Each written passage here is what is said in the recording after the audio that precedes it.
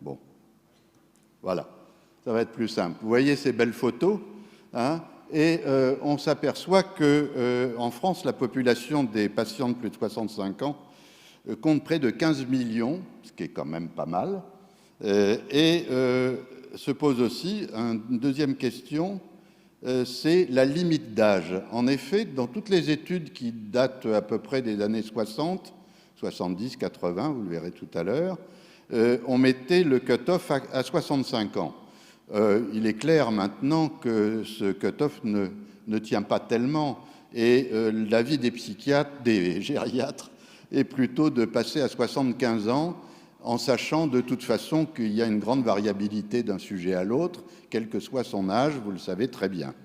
Donc, on va regarder un petit peu cette courbe qui vous montre effectivement ce croisement de la population âgée de 75 ans et plus qui augmente, vous voyez, avec en 2050 un taux très important. Hein, donc, je crois qu'il faut tenir ça comme acquis, que la population âgée, enfin tout dépend où on met la limite d'âge, va être de plus en plus importante dans nos pays. Alors se posent à ce moment-là deux questions fondamentales, si je puis dire.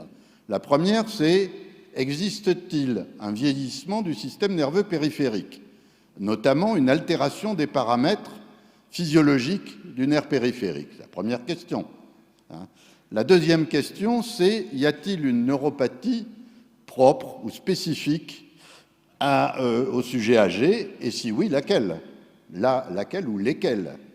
Et sinon, y a-t-il quand même des types de neuropathie plus fréquentes ou habituelles chez le sujet âgé? Nous allons tâcher de répondre à ces deux grandes questions. Donc la première, c'est y a-t-il des altérations cliniques, histologiques ou électrophysiologiques chez le sujet âgé ou avec l'âge?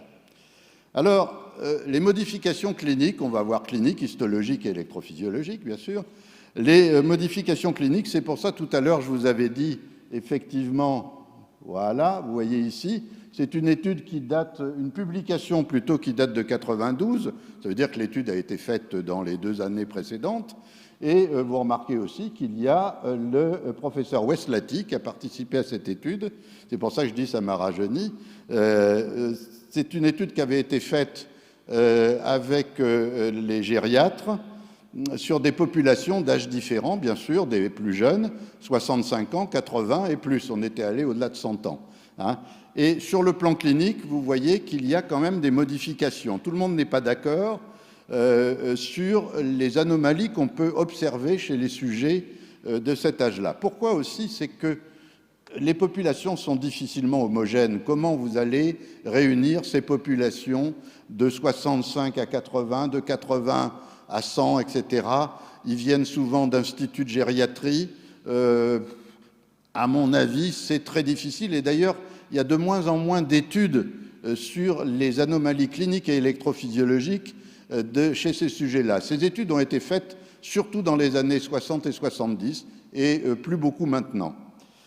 Donc vous pouvez voir ici qu'un certain nombre de patients voient l'abolition des réflexes tendineux distaux, notamment l'achiléen, et la sensibilité vibratoire. C'est les deux éléments qu'on recherchait essentiellement, c'est le sujet âgé. Hein. Et nous, dans notre série de 93, comme vous le pouvez voir, il y avait quand même 37% de sujets qui avaient des troubles proprioceptifs, ce qui est quand même beaucoup, et de moins de 80 ans, et 57% pour les sujets de plus de 80. Vous voyez que c'est beaucoup, hein. Donc quand même, il se passe quelque chose. Et sur le plan histologique, alors évidemment, histologique, c'est-à-dire on ne va pas faire des biopsies comme ça à tout le monde pour aller voir comment le nerf périphérique évolue. Hein, ça ne se fait plus du tout, bien entendu. Ça se faisait chez des gens qui décédaient d'une autre cause et on regardait comment était leur nerf périphérique. Et vous voyez qu'il y a une petite modification là sur les relations entre les internodes et la taille des fibres. Là, c'est un sujet jeune. Il y a une corrélation absolue très étroite, alors que sur les sujets plus âgés, vous voyez cette dispersion. Avec, ça veut dire quoi? C'est qu'il y a des internodes de tailles différentes, de longueurs très différentes. D'autre part, on a trouvé aussi qu'il y avait des densités des fibres nerveuses qui décroissaient avec l'âge. Et Peut-être. J'ai trouvé une seule étude, vous voyez, dans les années 70, de diminution du nombre de motoneurones dans la moelle lombosacrée. Bon, par contre, les études électrophysiologiques sont plus faciles à faire, vous en doutez, puisqu'il suffit d'aller mesurer les vitesses de conduction nerveuse motrice, sensitives, les amplitudes, et de voir si ça se modifie en fonction des tranches d'âge. Alors ça a été fait, effectivement, il y a longtemps. Par exemple, dans le livre de Haut, c'est un très bon livre d'électrophysiologie, vous voyez, en fonction des tranches d'âge, les amplitudes, les vitesses, et selon Bouktal, alors là c'est encore plus vieux, les années 70, vous voyez qu'on considère que la vitesse de conduction décroît de façon uniforme d'environ 2 mètres par seconde par décade, de 20 à 55 ans et de 3 mètres au-delà de 55 ans. Donc il y a beaucoup de gens qui ont fait comme ça des abacs des vitesses de conduction en fonction des tranches d'âge. Ça se fait plus beaucoup maintenant, je ne sais pas pourquoi, bon, ça c'est un peu barbant de faire tout ça, et finalement on s'en occupe plus beaucoup. Alors, la deuxième question, on conclura tout à l'heure s'il existe ou non une altération. Je vous ai montré, oui, on va répondre oui. Une altération des critères, notamment électrophysiologiques, c'est oui. Elle est probablement modeste et très variable selon les sujets. Par contre, un problème plus intéressant, c'est existe-t-il une neuropathie particulière au sujet âgé? Alors, se pose déjà un problème que vous connaissez, dont on a parlé d'ailleurs tout à l'heure, c'est l'histoire d'une polypathologie. Ces sujets vont avoir un certain nombre de pathologies et de comorbidités, c'est-à-dire ils vont peut-être avoir un syndrome canalaire plus une atteinte, comme vous pouvez le voir ici, discale, tout ça augmentant avec l'âge. Donc tout ça va jouer effectivement dans les altérations du système nerveux périphérique et vont peut-être aboutir à ce que l'on pourrait appeler une neuropathie périphérique. Alors, on va revenir à un élément plus simple. C'est quoi une neuropathie? Donc vous le savez très bien, je ne vais pas vous la définir, mais vous avez 3 grands types. Alors le premier type, qui est la mononeuropathie, on ne va pas s'en occuper ici, puisque c'est une atteinte d'un tronc nerveux, exemple le syndrome du canal carpien. Ce n'est pas notre propos. Alors restent donc 2 grandes catégories, les mononeuropathies multiples ou anciennement multinévrites, et les polyneuropathies, qui est une atteinte diffuse et plus ou moins symétrique du système nerveux périphérique, dont 2 grandes catégories dans ce type, les distales, anciennement appelées polynévrites, qui sont habituellement correspondent aux polyneuropathies axonales distales, et les proximales distales, les polyradiculonévrites ou polyradiculoneuropathies. Alors, comment on fait le diagnostic de ces neuropathies? Bon, vous le savez très bien, mieux que moi, non pas en regardant les urines, mais selon le mode d'installation, les circonstances d'installation, les circonstances générales avec l'âge, la famille, etc., etc. Bon, ça ne change pas entre le sujet âgé et le sujet plus jeune, bien entendu. Alors, quelles sont les difficultés chez le sujet âgé? On vient de le voir, mais aussi des limites techniques pour faire l'électromyogramme. Tous ceux qui font des examens électriques ici le savent. Lorsque vous avez des problèmes de cutanés, d'œdème, etc., ça rend l'examen très difficile. Si l'examen est difficile et que le sujet est âgé, même s'il a une abolition du réflexe achilléen, est-ce que pour autant vous allez parler de neuropathie parce que vous avez du mal à trouver son potentiel sensitif? C'est un réel problème. Ensuite, il y a, on l'a dit tout à l'heure, le contexte polypathologique avec des comorbidités, des médicaments associés très nombreux, et le vieillissement physiologique dont on a parlé tout à l'heure. Donc vous voyez, tous les problèmes se mettent ensemble pour faire que finalement l'exercice est assez difficile. C'est bien que quelles sont les causes habituelles des neuropathies chez le sujet âgé? Alors la prévalence serait d'environ 8% chez les sujets de plus de 55 ans, la polyneuropathie. Elle serait de 7,1% chez les sujets entre 65 et 74 ans. Donc on ne voit pas une très grosse différence pour l'instant, mais la cause de cette neuropathie ne peut être trouvée que dans 72% des sujets âgés. Mais la fréquence de la comorbidité va compliquer ce diagnostic. Enfin, la proportion des formes dites idiopathiques, dont on reparlera longuement tout à l'heure, augmente avec l'âge, allant de 9 à 20% avant 80 ans, et 39% au-delà. Vous voyez, le fameux Verghese qu'on a vu tout à l'heure d'ailleurs. Bien. Alors voilà, par exemple, cause sur le sujet âgé, on va passer un peu vite. Vous voyez ici les causes. Ça ne va pas nous apprendre grand-chose, si bien qu'en noir, c'est évidemment le sujet âgé. Vous voyez qu'il y en a certaines qui vont être plus grandes que d'autres. On remarque quand même une chose ici, c'est pas très net, mais ça se voit mieux dans d'autres séries, c'est qu'il y a deux pics. Il y a un pic, vous voyez, entre, on va dire, 55 et 65, et puis un autre pic entre 65 et 80 de fréquence des neuropathies. Alors, là aussi, on avait fait dans le service à un moment donné, on s'était dit, tiens, on va comparer les causes déterminées, c'est-à-dire on a trouvé une cause à cette neuropathie, aux causes dites indéterminées. Alors bon, indéterminées, on n'a peut-être pas fait tout le boulot qu'il fallait, c'est possible. Toujours est-il que, vous voyez, il n'y a pratiquement pas de différence entre les causes déterminées. Alors, excusez-moi, j'ai oublié de vous dire que c'était dans les neuropathies axonales chroniques. On reviendra là-dessus après. Et vous voyez, il y a une petite différence sur les formes motrices, mais enfin, ça reste assez peu significatif. Encore une histoire de cause des fréquences des neuropathies chez le sujet âgé. Le diabète arrive largement en tête, vous voyez ici, dans une série italienne. L'alcoolisme reste encore présent, de façon significative quand même. Mais à mon avis, avec le temps, cette cause... Est-ce que vous savez qu'il y a un débat en savoir si l'alcool est réellement toxique sur le nerf? Ce n'est pas que je veux défendre l'alcool, mais on n'est pas sûr que l'alcool soit réellement toxique. On sait depuis longtemps que la notion carentielle joue un rôle très important.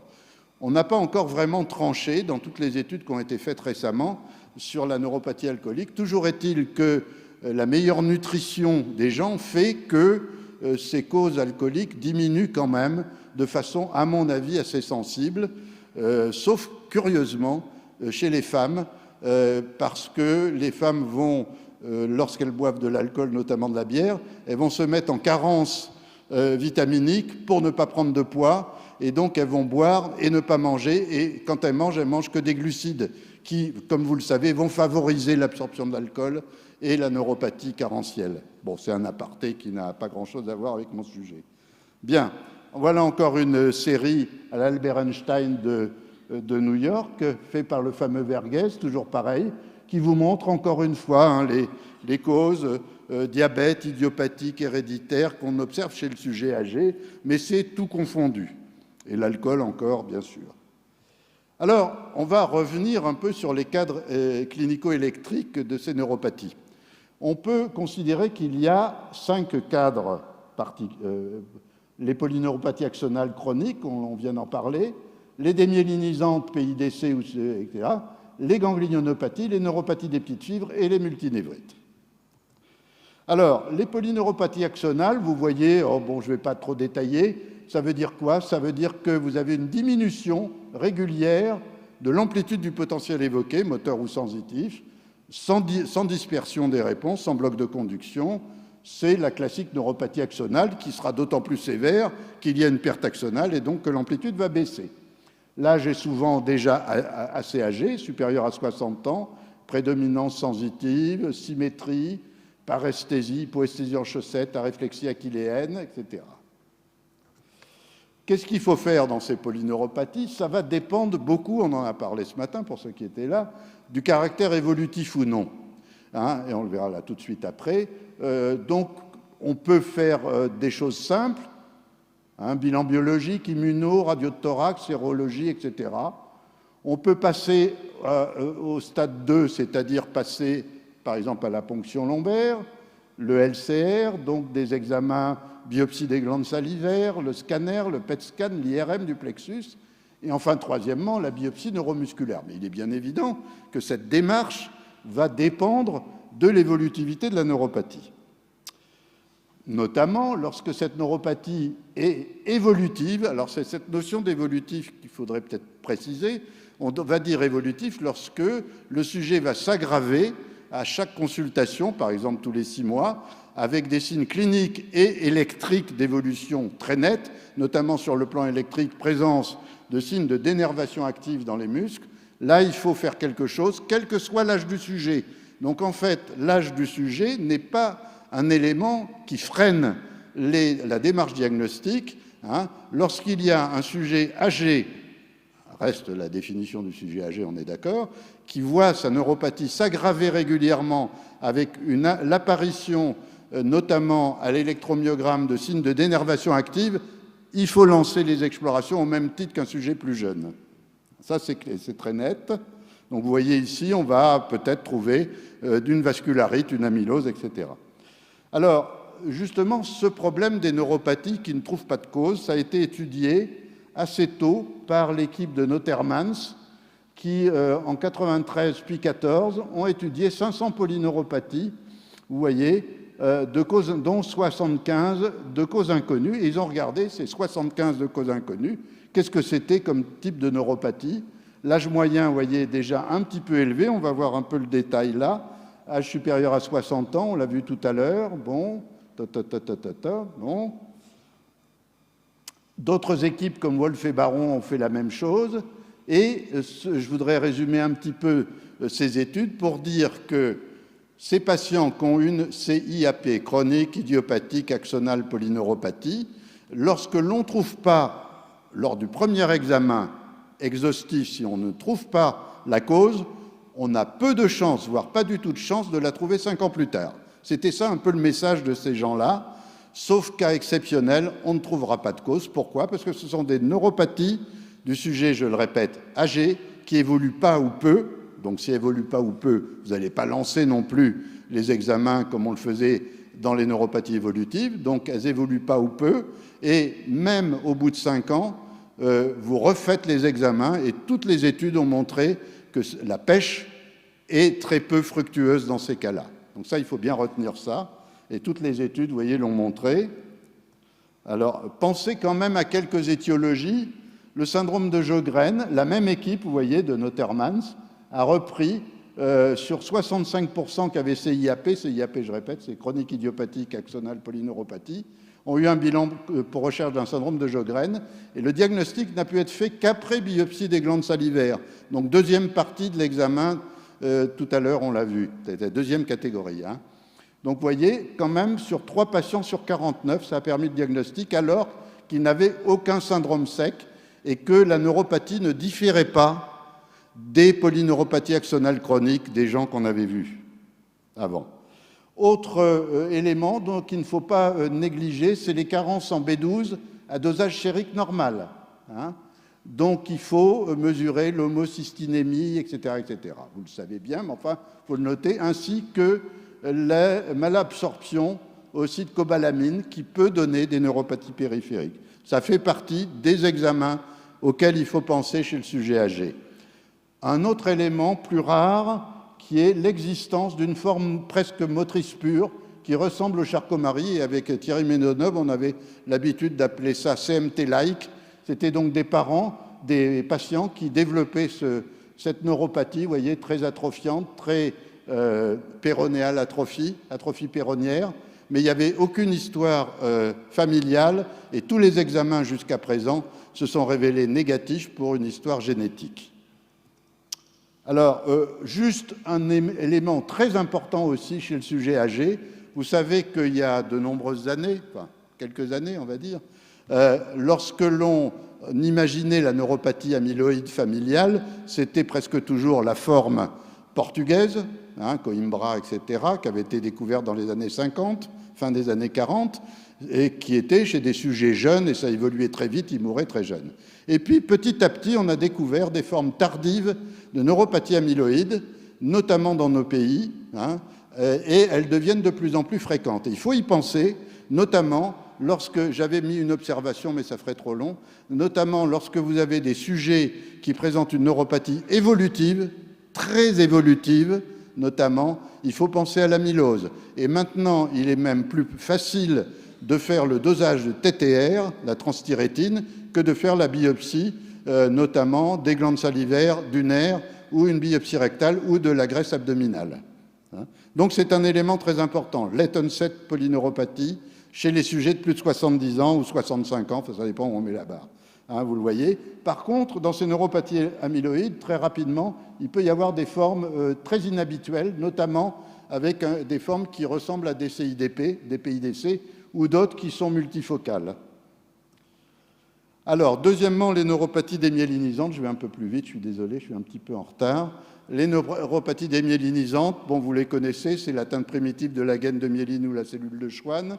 Elles ne sont pas du tout exceptionnelles. Voilà, voilà des images. Alors, vous savez, ce matin, je vous ai parlé d'une patiente qui avait... Voilà, ah, elle est là-haut. Voilà, ici. Vous voyez un peu ces images? C'est une patiente qui avait à la fois une atteinte centrale et périphérique.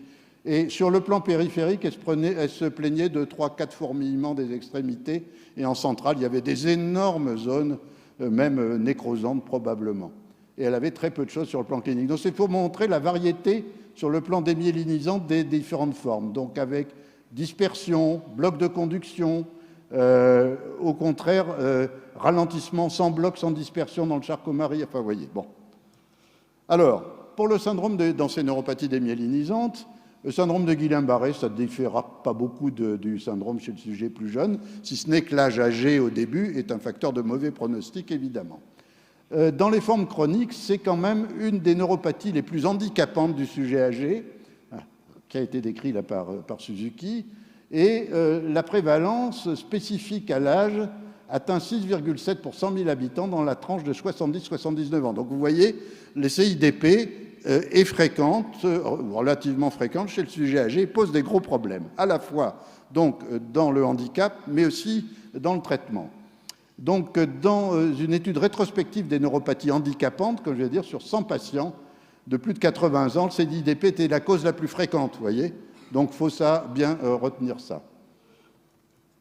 Alors, en 82, je crois, c'est ça, oui, ou 3, je ne sais plus, est arrivé cet article absolument fondamental de l'équipe de Londres, de Piquet-Thomas et sa bande, si je puis dire, sur la définition des neuropathies IgM avec anti-MAG. Enfin, la MAG n'était pas encore définie à ce moment-là, mais c'est ces neuropathies qui ont un peu changé notre façon de voir les choses, puisque sur le plan électrophysiologique, elles étaient assez différentes des CIDP, et elles surviennent plutôt chez les sujets âgés. Vous voyez les âges, hein, je ne vois pas très bien ici. Attendez, les âges. Voilà, si les âges sont là, vous voyez que c'est quand même toujours des âges assez avancés. Alors, on va passer assez rapidement sur les neuronopathies, c'est-à-dire les atteintes isolées du ganglion sensitif, du corps cellulaire du ganglion sensitif. Hein, ça donne, hein, vous voyez d'ailleurs, il y a eu des critères publiés par Candesanché, là, récemment.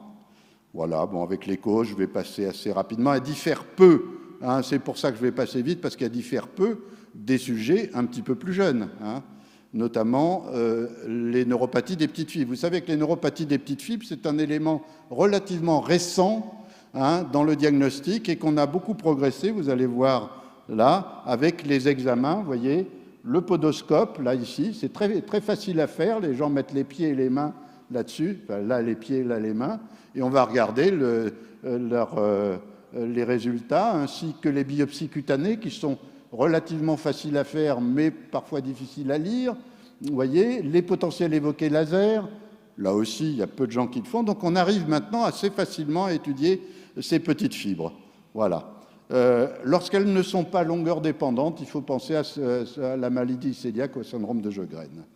Enfin, la dernière catégorie, c'est les multinévrites ou multineuropathies. Le sujet âgé a le droit, comme les autres, à faire des multinévrites, finalement. Hein.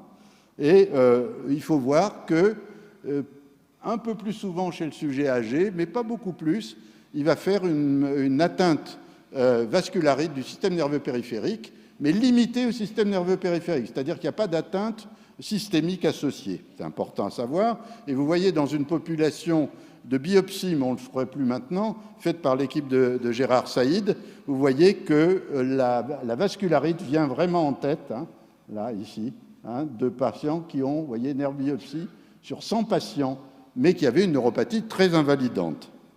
Voilà. Alors, pour finir, les neuropathies diabétiques, elles sont évidemment le problème majeur, vous voyez, chez les sujets âgés. Hein, elle est fréquente, surtout chez la femme, surtout chez les sujets de 75 ans et plus. Le facteur de risque de développer la neuropathie inclut la durée prolongée de la maladie et un taux élevé de la glycémie. La prévalence du diabète non insulino-requérant, merde, excusez-moi, bon, voilà, survient avec une fréquence égale, voilà, et 10 fois plus que la tranche d'âge, etc.